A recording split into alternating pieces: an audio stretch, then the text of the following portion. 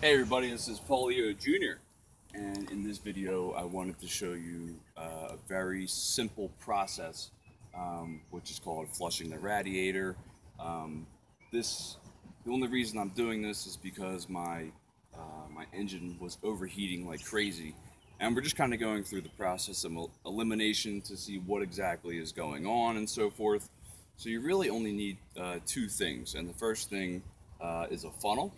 And the other thing, what you would typically use in the video in this process is 50-50 antifreeze, not just water. But we're just using that because we're just testing this out, and I don't feel like spending $15–20 for some antifreeze. So the first thing you're going to do is find your radiator cap, wherever that might be. This is a 1999 Jeep Grand Cherokee, 8-cylinder, 4.7 liters. So the first thing we want to do is make sure that the car is either level, but it would be better if it was elevated towards the front. And we want to make sure that the car has been sitting for a while so that the temperature of the antifreeze isn't blazing hot. Because if you go to open up the radiator cap, a lot of pressure will leave. So here, and it'll just splatter everywhere. So like I said, for this video, I'm just using water. I am going to do a complete flush, but this might solve an issue that you are having as far as overheating, and that's where your, even when you have the vents open and on heat, it's still blowing out,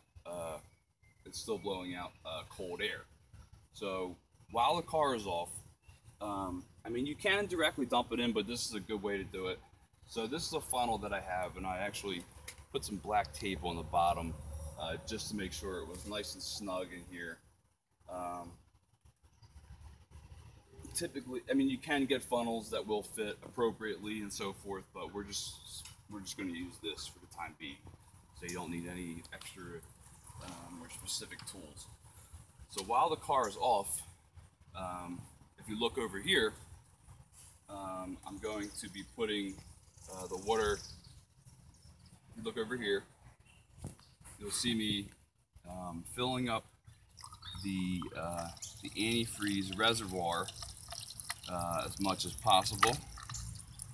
Take a look. Let's get up top here.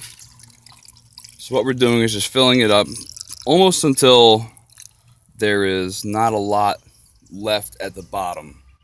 So where there's just a little bit. So we're just going to keep filling, keep going. And a lot of the one reason that you want to do this is because sometimes air gets trapped in the cooling system, and this is a good way to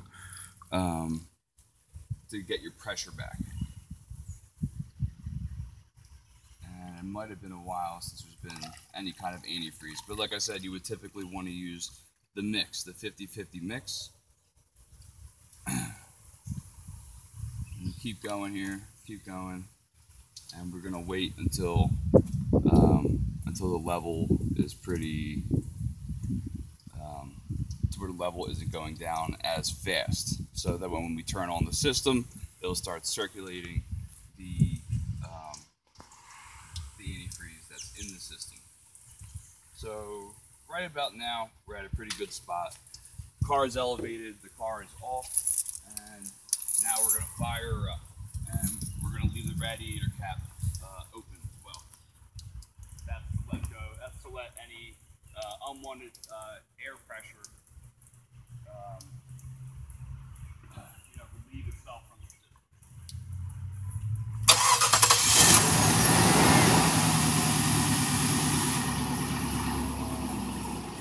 Now, if we take a look over here, we'll see that there isn't anything inside of the funnel. So as it's going, you want to continually pour water in there until there really isn't that much, until it's sucking all of this in. And keep going for the time being. Now, in the Jeep itself, or any vehicle that you're using, Obviously, the temperature gauge is going to be really low, and also what we're going to do is we are going to turn off the air conditioner and put it on heat. And we can do it full blast. I don't really see a difference, because this was a problem. The problem was even when I had it on heat, I was still blowing out cool air. So like I said, we want to use the process of elimination in where we want to see exactly what's going on. So either A, there's a leak, and I didn't see any leaks on my my upper or lower radiator hoses. So it definitely wasn't that. And from here, so here's our upper radiator hose, and you can squeeze this, and you would actually see some water as I'm squeezing that. Sometimes you can see the water pull up and down from here. But what we want to do is get it to the operating temperature, the idle temperature, which is typically 210, where it's just sitting right in the middle. If you do have a vehicle that is automatic as far as the controls go, you can do the same thing. Just put it on, as long as the heat's on full blast. Mine's obviously manual, so I have the heat on full blast, and right now it's still blowing out cold air. So we definitely have a leak somewhere, or it is the thermostat that's causing the issue. And so as the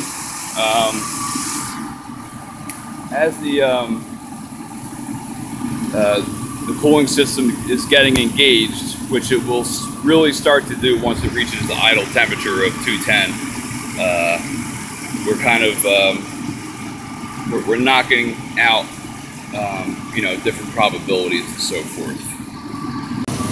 And so what we're going to do, since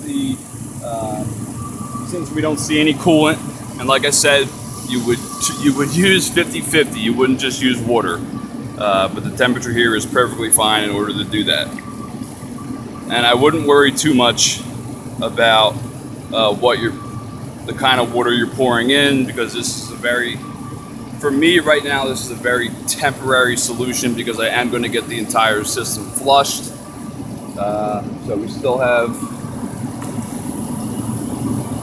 plenty of space for more water. So don't worry about the mineral deposits or any of that shit. But you can see right now it's taking a little bit longer. You might see some bubbles too. They also call this burping the system, but it's really just known as bleeding the radiator to get any unwanted air pressure out of the cooling system. So we're going to keep going here. And even if it is a thermostat problem, it's actually relatively inexpensive to replace, and then just do a complete makeover of all of the antifreeze. But we're just trying to get this. We're just trying to get it as full as possible and see how long we can. Because typically I can only run the car for about 10 or 15 minutes before it goes all the way past 260 and starts redlining. So we can see it going down a lot slower at the moment, but this is definitely good.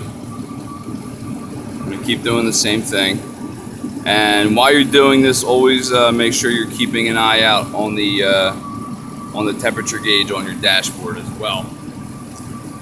And we're going to continue this process until we get to idle. Once I return, we're going to make sure it's at idle, and then we're going to go from there. So right now, the gauge is reaching the idle temperature.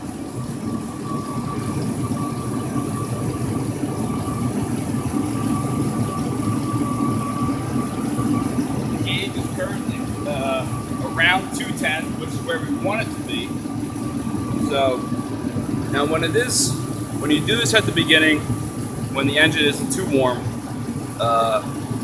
always look for leaks and so forth. See if it's coming from a radiator hose. See if it's coming from the spot on the vehicle at the bottom where you would actually release the all of the antifreeze that was in there.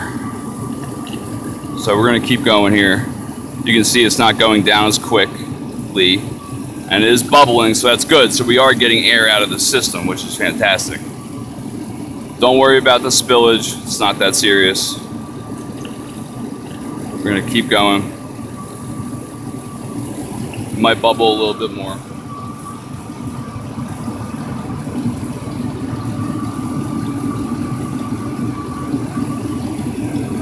Keep on going here.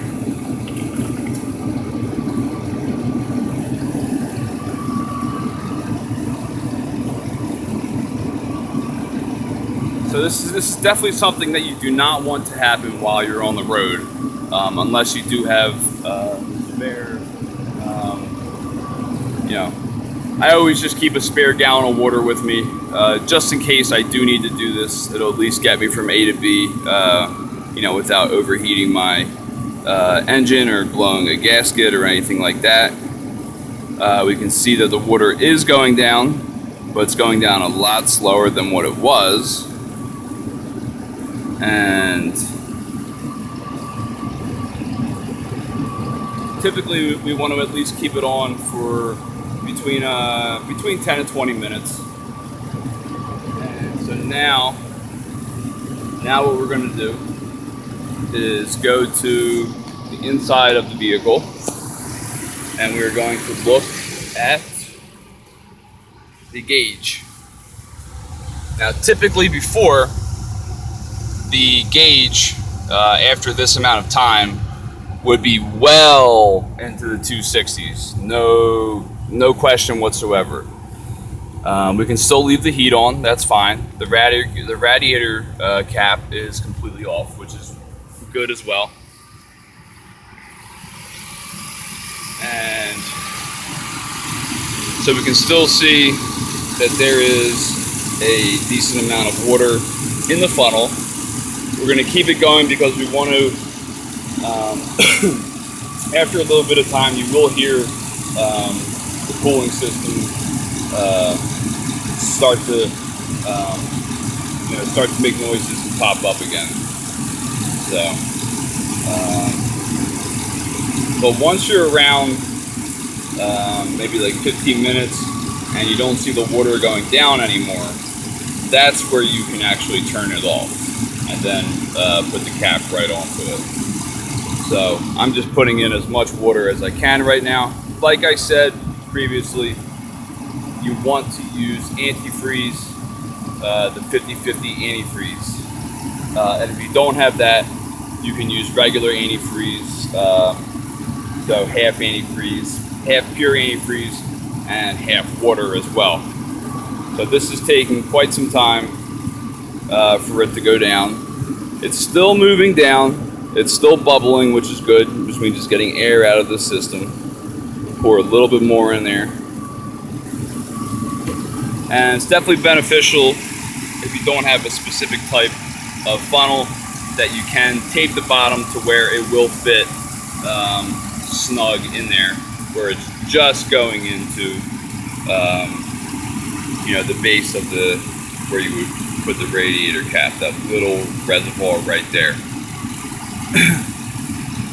So this happens, you would want to do this first if you start seeing bubbling, if you start hearing bubbling noises and so forth, and your car is definitely overheating. This is the first thing that you'd want to do before anything. If you were to continue to have issues as far as overheating after this, the biggest thing I would recommend would be checking both of the hoses. This is the top radiator hose, and there definitely isn't anything leaking from that, unless it's getting to some ridiculous temperature, then the antifreeze is looking for somewhere to go. But right now, we're kind of just hanging on where we're at. We'll see if the rest of this will finish off. We'll do our best here. But as long as it's still bubbling, I would still wait. I would still wait because you want to see, You want to get all the air out of the system, no question. So let's get another eye on the actual gauge here. And what I'm going to do right now is actually turn off the heat. And it's still sitting very comfortably at 210. And typically, a lot of times, if you are sitting idle is when there's an issue. If you're sitting idle in traffic or at a red light, whatever it is, that's when you would start seeing it go up. And we're going to go back over to the funnel, see where we're at. It's still just sitting there. We're still seeing a couple bubbles. So I'm going to pause this and wait to see, you know, if this goes down anymore, and then, you know, to make sure that all of the air is completely out of the system, and then we can put the radiator cap back on. So it's getting a little bit darker out, so I have the flash on, but you can see, even with the heat off, that it actually is still sitting at 210, which is absolutely fantastic. So, even with the heat off, we'll turn it back on, but even with the heat off, we can see the gauge has been sitting beautifully at 210. And I don't believe that there's much more that we have to do as far as putting in our antifreeze. And remember, it is antifreeze. Like I said, I'm just using water just as a test mechanism, and I know it's a little, kind of looks a little cruddy, but the whole system is getting flushed very soon. I just wanted to give you an example without spending, you know, like I said, you know, whatever, it's like almost $15 per bottle of antifreeze, which is a little ridiculous. So it's been quite some time now. It's been at least 20 minutes. Another tip while you're doing this is you can also rev the engine while you're doing this as well, just to see, you know. So we're going to take a look, if we can, over here, hopefully. So I'm going to try and zoom in to the funnel, and we're going to, let me turn it around actually. Our temperature is still sitting absolutely beautifully. So we're going to take a look at the funnel as close as I can get to it and hit the gas. We'll see if anything tries to come out.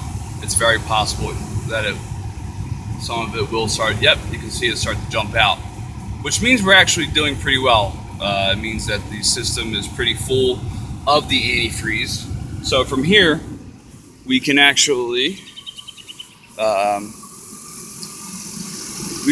turn the car off from here. So let's do that. So at the time right now, it's definitely been, like I said, minimum 20 minutes so far, and the temperature is sitting beautifully.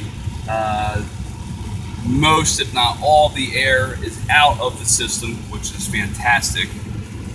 So we're just going to shut the car off right now. So we're going to shut it off, and we're going to go back over to our funnel. Now we should see, hopefully, it's dropping quite a bit right now. And this might be perfect timing because it is starting to rain a little bit. And don't be too concerned if you do get a little bit of water, you know, anywhere else inside of the car. It's not that serious. So most of the water has dropped. So let's get a towel. So most of the water is completely in the system.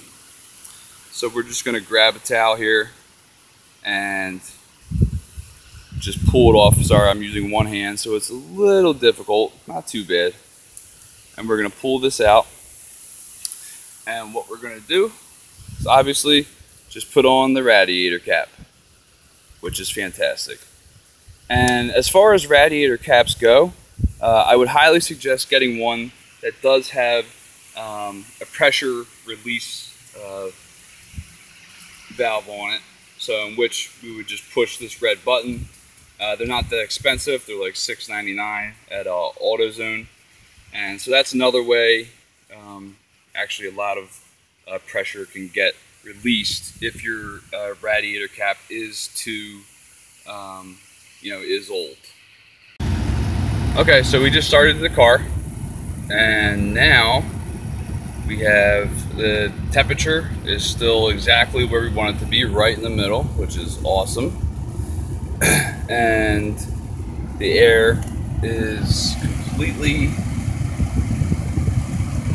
so we have the air on the heat setting, and it is actually blowing out heat, whereas previously, even on the heat setting, it was only blowing out cold air.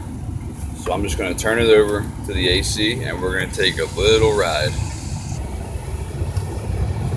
So right now we're taking a little drive, and this is typically when where the gauge, the temperature would go, would just continually go up and go up and go up and go up. If you are running on a budget and you do not have the time, or you don't have the money to get it, to get the specific issue fixed, if you keep having problems with overheating, then I would definitely suggest having a gallon or two of water laying around, just so you can fill up the system. And the best way to fill up the system, you have a couple ways. So you can put it directly into the overflow tank, which is one way, because it does get circulated through the system. But if the car has been running for a little bit, obviously you want to be extremely careful when opening the radiator cap, because you will get well over 200 degrees worth of antifreeze shooting out just from all the air in the cooling system. So I have the air conditioner on. I'm not even using the heat, and we're running pretty well. And typically, as we're moving, as long as we did it appropriately, then all of the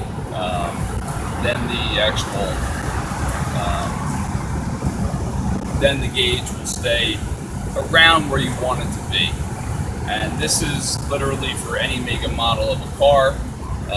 I'm just using my 1999 Jeep Grand Cherokee as as an example. But we're sitting at a fantastic temperature, and so it is possible that my thermostat is not working, and that does need to get replaced. But until then, this is an excellent solution in order to make sure that your engine does not overheat, and you don't have to spend a crap load of money. But always just make sure that as long as the weather is minimum 50 degrees, that you are using antifreeze 50/50, because you don't want your radiator freezing. You don't want any water in the hoses to be freezing as well.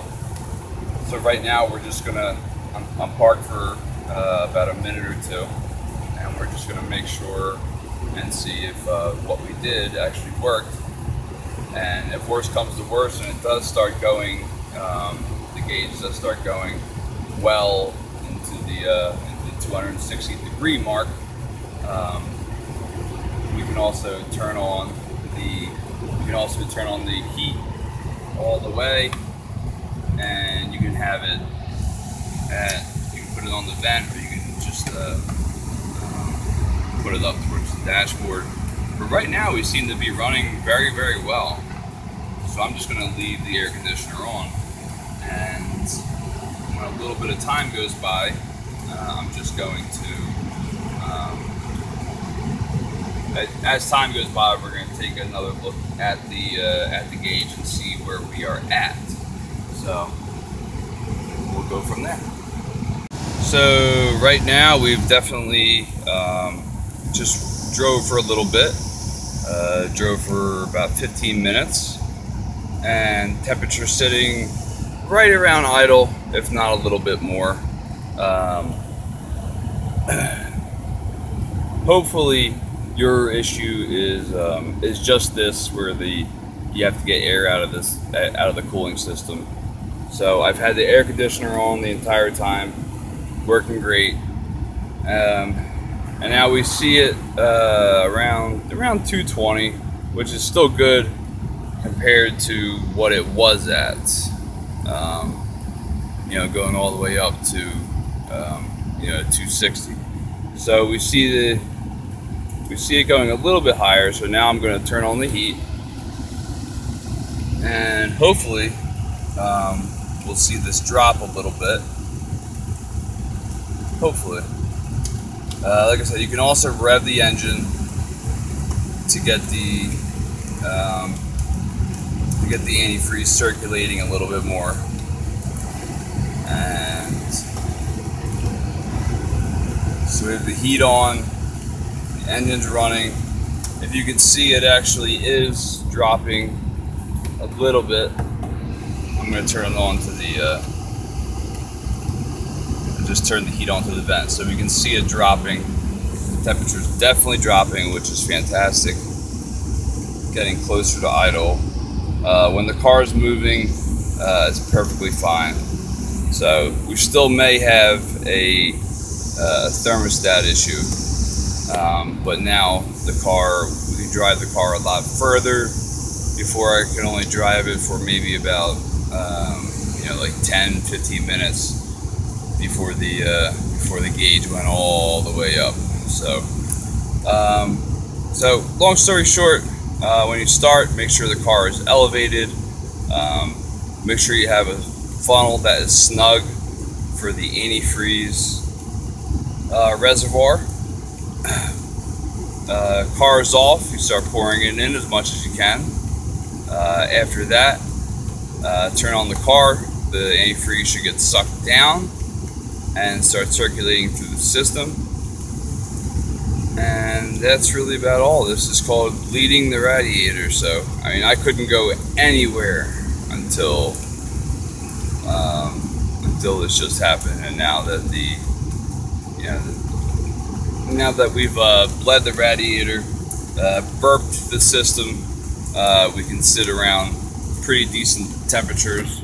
I'm going to do one more little drive around the block. It is definitely starting to rain. I got to be careful here as far as I do not ever suggest driving and texting, or driving and using the phone. So I'm just going to hold the phone as still as possible on the gauge here. Right now I do have the heat on full blast, so let's see what happens here. It's sat perfectly. If this does happen again, where the temperature begins to rise big time, then obviously take it to a shop. It's most likely the thermostat,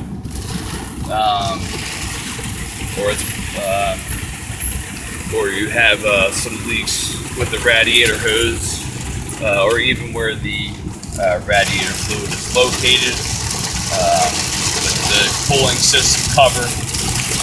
So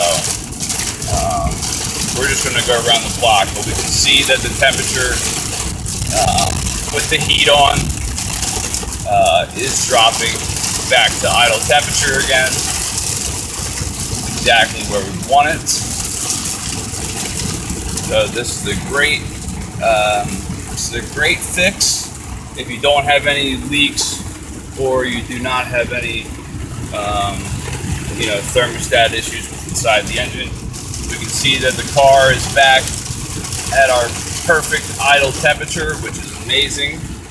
And I really hope this helped you guys out. The car's been running for well over a half an hour now, if not longer. And Now we're back at idle temperature. So, thanks for watching, guys. It's pouring rain now, so it's perfect timing. And hope you guys enjoyed, and I hope this video does help you out a lot. There we go. There's our final shot. Boom, right around idle temperature. Thanks, guys. See you later.